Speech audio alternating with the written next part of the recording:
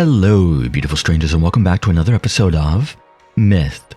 When last we left off, Shimon, unfortunately, was in jail, as well as Eunie's mother, and, well, it would seem that Shimon and Eunie are sisters? Question mark? And, well, it's also been interesting just looking at how the loop is in this one is different than the loop in the first one. The conflict that was originally mentioned, solving the whole shadow or getting along with the shadows thing is non-existent. Meto has no problem with the shadow people, it seems, at all. So, you know, that's a little bit of an interesting thing, but let's get back into it, shall we? There are trees everywhere. I tried asking Loki-san what that meant. I had imagined something completely different, because what I had to do was, I have to kill Meto Tanabe. This isn't right. That's right. Why were we in this forest when I had to kill Meto Tanabe? It was very strange. Loki-san eventually ended up just sitting by the trees, though. Loki-san. Just wait. He closed his eyes as he said that. The way he said that made it seem like that's what we had to do. Will they come here? Hibiki asked Loki-san that. He nodded, or maybe he was just dozing off. He was a carefree person. He seemed more carefree now than he was before. You have your axe, right? I checked around my hips. I gripped the axe's handle, supported with a cord. I hadn't touched it in a while. It was the first time I had actually touched it since I came here. The axe reflected my face for a moment, so I cast my gaze aside. Because it was dangerous. That was the one thing I was always careful of after I received this axe. What should I do? I looked at Hibiki instead as she asked Loki-san that. And he said, do what you want. That was all. Katomi Shindo might come too. No, he said more than that. His words made Hibiki freeze up. Well, not really, but she fell silent after that. She stood there staring at Loki-san. She didn't budge at all. I'd imagined she'd do that until Meto Tanabe showed up. I was wrong, though. Hibiki moved again, quicker than I expected. She went by a tree, snapped a thick branch, and used the trunk to whittle away at it. What was she doing? I didn't get it. Well, they might not come.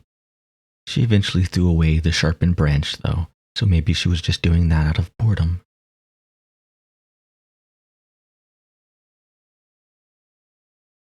Da-da-da. Yeah, we're gonna more Gallipolipses. Da-da-da, da-da-da, da-da-da, da-da-da, da-da-da. Yeah. No one's coming. Pop.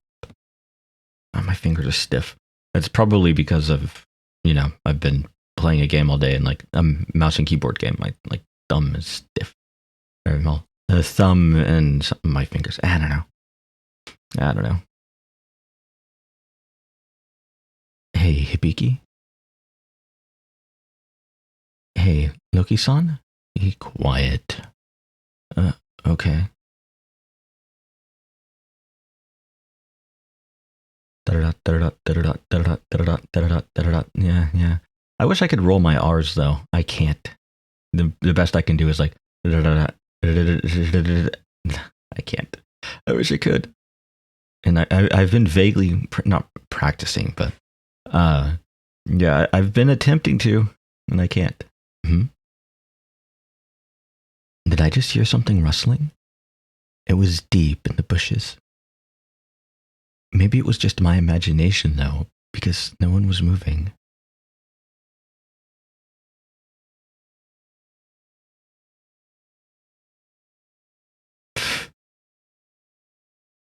So boring. Yeah, I'm gonna... You know what they do when boring when you're out camping like this? Drink. Because there's fucking nothing else to do. That said, I do enjoy camping. I like being in nature. I also like being surrounded by technology and society. So I'm a weird person. I am. I enjoy both extremes. Like I've never been to New York City, but it's the sort of thing as I would. I don't know if I would be as happy in one as I would in the other because I've never been really in depth in New York City, in somewhere like New York City even. And I've never been in nature for an extended period of time. But I feel like I would enjoy both for different reasons. I like both. I love urban hell, and I love the natural beauty of our planet. Anyway, da da da. Yeah. Okay. Yep. More. Was it tricords? Looks like they're here. I was so happy that Loki-san finally said something. Yay! Oop. Don't shout. I licked Loki-san's hand by accident because he suddenly covered my mouth. I would be, I would be disgusted by that. Like the licking somebody's hand, not even the my hand getting licked. Because while it's kind of gross, well, I say that it depends on the person. I'm very much unless I trust somebody or I'm very close to them, don't touch me. I don't like being touched. Like if I'm comfortable with you, if I know you, fine. I'm fine with it. You can touch me as much as you want, not as much as you want, within reason. You can touch me, but just in somebody that I don't know, even somebody that I do know, I would have to be very, very close, basically like a significant other or something like that, to be okay with them like putting their hand over my mouth and accidentally licking it, because that's just, ugh. Like I know where my hands have been, and there's no telling where other people's hands have been. Yeah, anyway, it was salty. Wait, no. Well, salty pennies and milk. No, I'm kidding. I followed his gaze. I heard something. Dum, dum, dum. They were footsteps.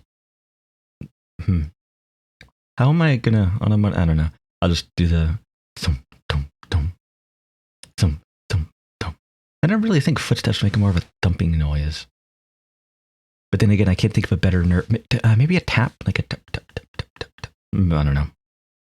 Thump, thump, thump, thump, thump, thump, thump, thump, thump, thump, thump, thump,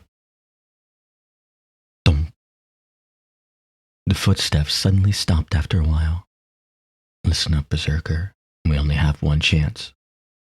Loki-san didn't wait for me to respond. He just stopped down by the bushes where the sound was coming from.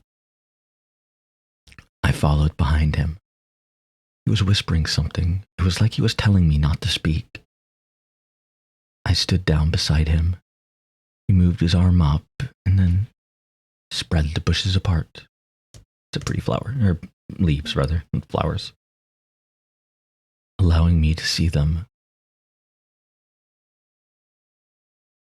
Yep, that's the group of dum-dums. There was also her face looks kind of weird. There was also somebody else there with pink hair that I recognize, which means, well, let's not think about the timeline too much. Time is a weird soup, as they say.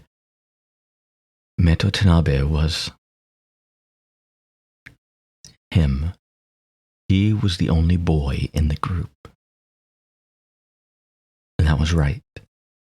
That had to be him. Those clothes were clothes. Huh?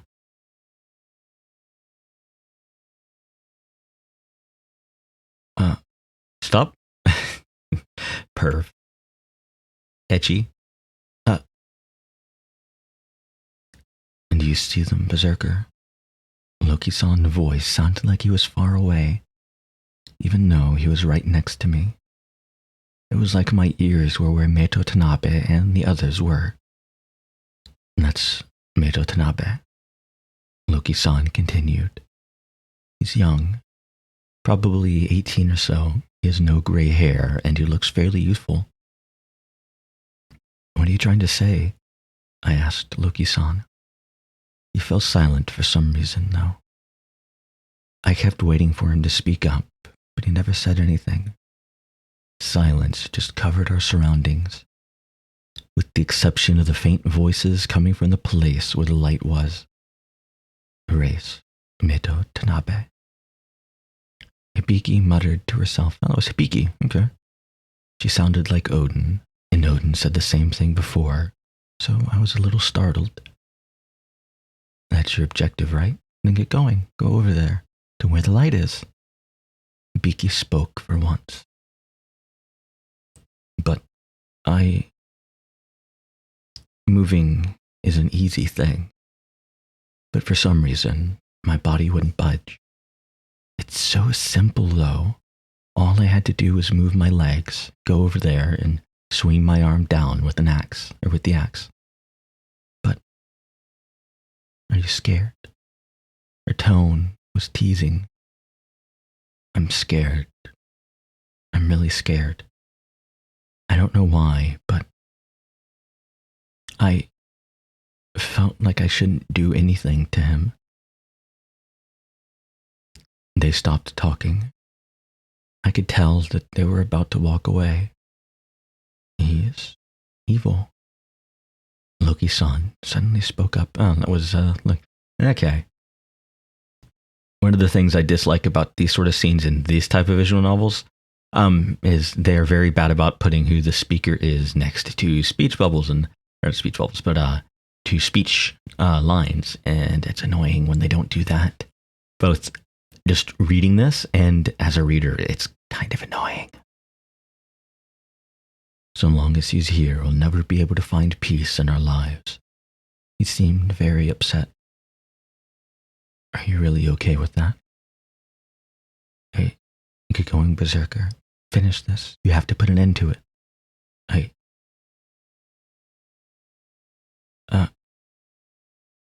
Couldn't respond to him.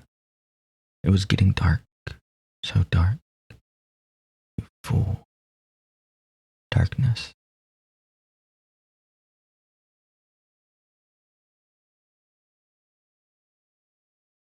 Myth Day 9, Parent and Child Exile Prevention. Darren was taking a drink in that. Da-da-da. Yeah. Ellipses. Ellipses. I'm not going to cry into the microphone. Sob. Someone was crying. Pop. Why? I focused my gaze and checked to see who it was. You are? A girl wearing red clothes. She was the girl I met before.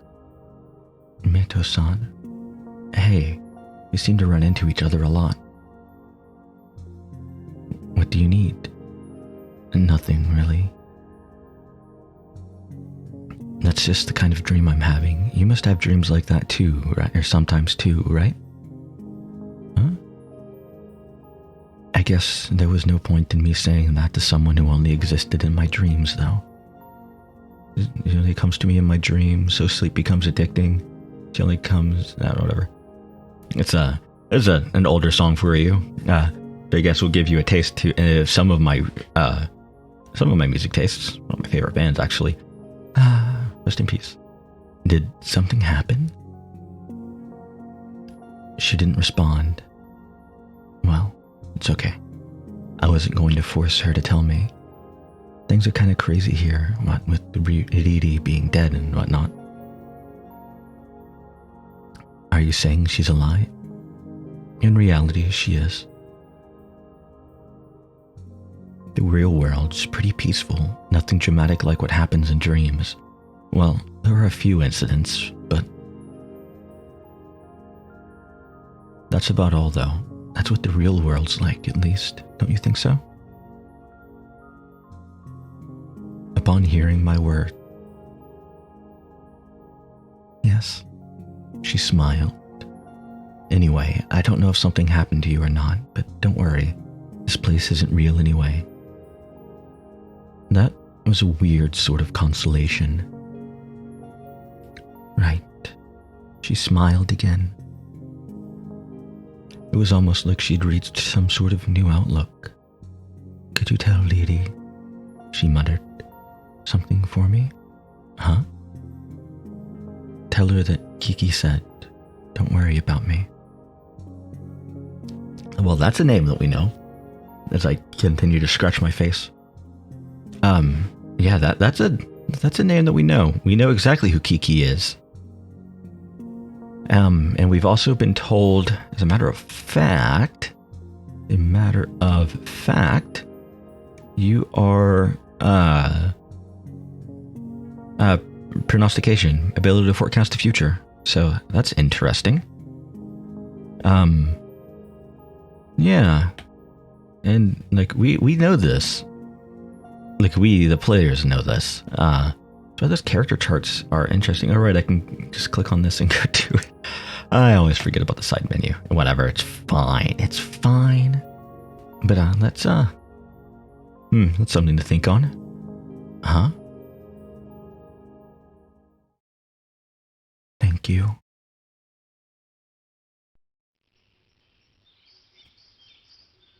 Yo, I visited the chief's place without even eating breakfast. I had just one goal in mind.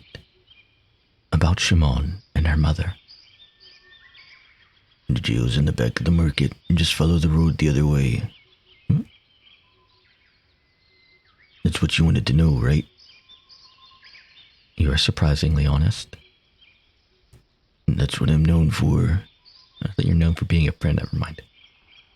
I'm kidding. I asked him if he'd join me. Chief hesitated for a second before standing up. Hey, where the hell do you think you're going? Someplace we can have a nice chat. This should be good. I took him to the place where Shinzo was taking a nap the other day. Hold on. I need to turn my volume down slightly. I'd be able to chat with the chief in peace here. Listen. What are you trying to do? You locked up Shimon and her mom, but you're telling me where the jail is like it's no big deal. God, I can't remember the lyrics of the song. Is it Jailbreak by, I think, Thin Lizzy? I haven't heard the song in a long time, to be fair. I do like Thin Lizzy, though, from what I remember hearing of Thin Lizzy. Are you scheming something? Don't be stupid, ain't that kind of guy. He laughed. I didn't let my guard down now. If you're gonna break the rules, then don't hold back. His tone was dripping with ire. I'm an outsider to begin with, anyway. I figured it'd be easier for you to sentence me to any sort of punishment for breaking the rules. Ain't no different. It is. You cared for and raised Shimon. There's no way you could feel the same thing for me as you do for them. Thinking rationally, at least. Are the rules really that important? So important that you have to lock up someone who's almost like your own daughter in jail? I explained everything before. You mean the village order? That's right. There's no real sense of order to this village. Let me correct myself. There's very little sense of order to this village, but that's a good thing. The world I live in was like the exact opposite of this village. There was restrictions placed on all of our actions, thoughts, and whatnot to preserve order in my country. A lot of people were arrested because of this, but no one tried to resist anymore. Remember, kids, the beatings will continue until resistance stops. Or no, and there's the other one. Actually, I think it's the original one, the proper one. The beatings will continue until morale improves, or something like that. Whatever. It was like a work of art. Sounds like the people in your world are all idiots. Meaning? I asked the chief. A pretty girl. I'll play after I finish recording. Hail. Meaning? I asked the chief. You need a balance. Good and bad things are always in a set. You can't just have only good things, you wouldn't be human anymore. By that you mean we'd be like gods or angels? Yeah, something like that. The chief laughed as he nodded. So you're saying what you're doing now is different? Is that what you're looking for in this village? Then allow me to borrow what you said earlier and start calling you an idiot too. You don't understand a thing. guess that makes it seem like I'm trying to pick a fight. Don't worry about it. You're not really wrong. Anyway, do you want to know the truth? I'm certainly interested. The chief said, All right. then sat down by a tree. The reason I want to banish them is because they put the village in danger. They directly put the village in danger. Directly? What do you think is beyond that mountain? The chief pointed at Shimon's house. Dunno. That woman's hometown is beyond there. Hometown. I recalled what Uni said before. Yeah, there are a lot of different worlds out there. There are a lot of people with shadows and bodies like Mama and me. A long time ago, that woman and the man who was Shimon's father brought a child to this village from over there. I don't know if the voice is very good or appropriate for him. I don't know. I like doing the chief's voice. It's so dumb and silly. It's basically just a bad Macho Man impression. Oh yeah. Or a Macho Man mixed with Kool-Aid Man, kind of, sort of. Yeah. Then again, the Kool-Aid Man is, I think, based on or is extremely similar to Macho Man's voice, or whatever. Well, the villagers back then were really stubborn. Although I guess that's to be expected when there ain't nothing but grasslands and lakes around here. Anyway, the villagers were very close-minded when it came to outsiders. Meaning? The villagers wouldn't accept them. I permitted them to enter the village, though. They were extremely downtrodden, both in mind and body. They were in bad shape, even the baby was. No one went against my word. 'Cause I am an absolute being. Absolute, huh? Even more so back then. Like bad vodka. I invited them to my house, and I listened to their story. The reason why they traveled across the dangerous mountains to come to this remote village. So why did they? They were trying to get back to their real hometown. Huh? That was my reaction back then too. This is the story. They left their hometown and went beyond the mountains. They were on their way back. So where's their hometown? The world you came from. Huh? Well, you know, whatever's beyond that cave. I've a hunch that it leads to another world. A world without shadows, ruled by strict order. But Shimon's mother and Shimon herself both have shadows. In my world, they have shadows, but the father didn't. It was the father's hometown. In that case, so Shimon's father left my world, went beyond the mountains and the village, and made it to a new world. Yep.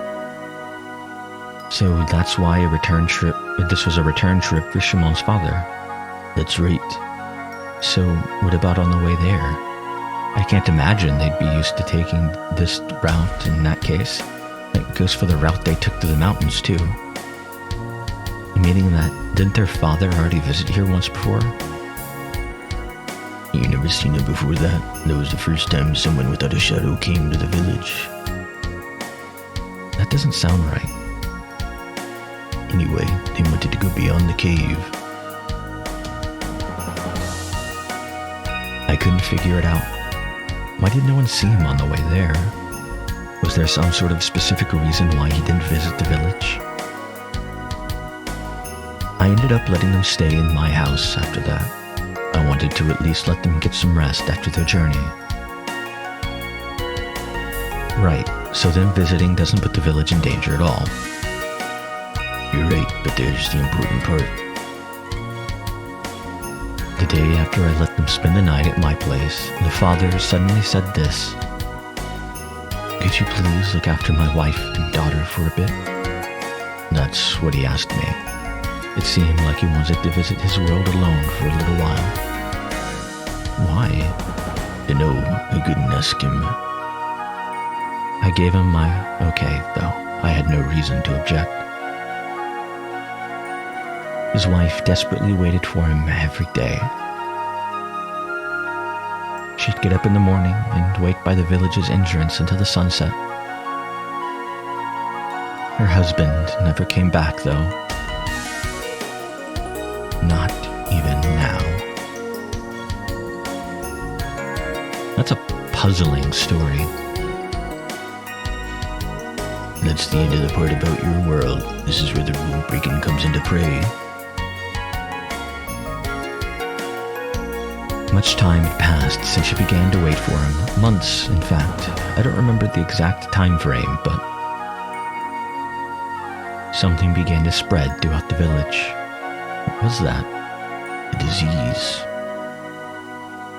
A type of virus. It was something that the villagers had never experienced before. The first person who contacted it likely thought they were going to die. So, what was the name of it? Common cold. It's not common if it's... Never mind. It wouldn't have the name cold. That's not the way immunobiology works. Or pathology? Whatever. It's not the way it works. Kind of. I've played enough Plague Inc. I know this. You can't be serious. Nah, think about it. No one had ever had a cold in the village before. I'd be surprised if you suddenly got one without knowing about it. The source of the cold was Shimon's mother. She waited for her husband even in the wind and the rain. So her body was weakened over time. Anyway, that's also not how colds work. The reason why standing in the cold wind and rain would make you catch a cold is because you're already exposed to the virus, and being in the cold wind and rain lowers your immune system. If you're getting sick from just being in the cold wind and rain, it's something else, like say pneumonia or bronchitis. But yeah, you're not going to catch a cold. In order for her to have the cold, she would have had to anger. Anyway, this caused discord in the village. Discord? Why? That's better than Skype. I'm not funny at all. The villagers used that opportunity to start rebelling against me. These were people who were against them entering the village to begin with, as well as people who were afraid of that disease. There was a significant number of people against me. I was pressured into chasing them out of the village. I had no choice but to give in. One evening, I demanded that she leave. Wait a second. This doesn't make sense. I thought you drove her out of the village because she broke a rule. Just keep on listening. Man, your stories take forever. You're telling me I'm watching the clock go up. The rule she broke was ignoring my order. She didn't leave the village no matter how many times I told her to. The village's dissatisfaction reached its peak, even though they were kind of people who hated bothersome stuff like this. Why do people who hate bothersome things hate them to begin with? You must know why, right, Mato? Their personality? That's part of it, but not all of the villagers are naive. The answer is the environment. Our village's shadows had no quarrels or fighting. That kind of thing just never happened. I don't believe you, but sure. Let's just assume that you are telling the truth, sure. Shimon's mother caused those things to happen, though. That caused for a change in our environment. But about discord. I see. So that's why you ordered her to leave so sternly. In the name of breaking the village's rules. Right. Do you understand why she left Shimon here now? Yeah, she must have left Shimon because she wanted her husband to know that Shimon was still safe. Oh, without knowing how much stress I had to endure. Geez, it took forever to convince the village. I even had to lie, and lying ain't my thing. So you lied and said that Shimon was abandoned? Well, that was partly true. I didn't chase Shimon out of Shimon out of my own goodwill. Then, I was finally able to figure something out after hearing the chief explain that to me, though. So that's the reason why you let Shimon go to the other world? Basically, maybe her father would notice her. She's out of place in that world after all. It's kind of a sad story. I like seeing other people's misfortune, but I do like a pinch of happiness too. It's, well, not a good thing, but I can't say anything about that because that's the kind of stories I typically kind of enjoy, at least to some extent. I like writing sad stories. So, being the big softy you are, you should release Shimon and her mother from the jail. I will. Huh? Tonight, I'm going to talk to them and have them leave the village. And they're exiled for real this time. You're... Unless some outsiders get in my way. Man, being a chief is tough. You're always the bad guy when something happens. The chief muttered to himself. Yet you're trying to place the blame on us. What do you mean? Don't play dumb. I know that what you're getting at. I know why you told me that story. I really didn't know. Shut it, conniver. Let me see this. Trying to defend Shimon's mother ain't gonna be easy. Leave it to me. Just keep your promise and exile them. Alright, then we'll meet tonight. Take care of this, Mr. Good Guy. The chief stood up and left. Thank you, Chief. And I think this is where I'm going to end this episode. So next time, there's something tells me there's going to be a sort of jailbreak or something of that sort. But yeah, they're being exiled. And I think we're going to meet them. Maybe? Pop? Ow? Ow, that actually hurt. Yeah, maybe from the sounds of it. Yeah. But that means we're going to see Shimon again. Yay. Also an interesting little bit of information. He told us it reveals a little bit of stuff. But maybe you'll catch on to that next time. Or maybe you won't. But there will be other stuff to catch up on. And, well, I hope to see you all there.